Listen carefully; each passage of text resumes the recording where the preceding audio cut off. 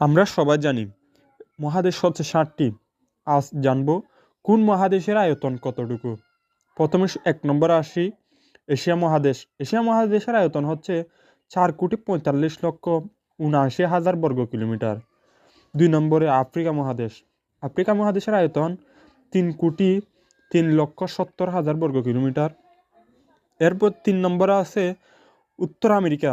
উত্তর আমেরিকা মহাদেশের আয়তন হচ্ছে ২,৪৭,৯০০০ বর্গ কিলোমিটার। ৪ নম্বরে আছে দক্ষিণ আমেরিকা। দক্ষিণ আমেরিকা মহাদেশের আয়তন ১,৭৮,৪০,০০০ বর্গ কিলোমিটার। ৫ নম্বরে আছে অ্যান্টার্কটিকা মহাদেশ। অ্যান্টার্কটিকা মহাদেশের আয়তন ১,৪০,০০,০০০ বর্গ কিলোমিটার। ইউরোপ। ইউরোপ মহাদেশের আয়তন ১,১,৮০,০০০ বর্গ কিলোমিটার। ৭ নম্বরে আছে অস্ট্রেলিয়া মহাদেশ। অস্ট্রেলিয়া মহাদেশের আয়তন ৮৬,০০,০০০ বর্গ কিলোমিটার। ধন্যবাদ সবাইকে।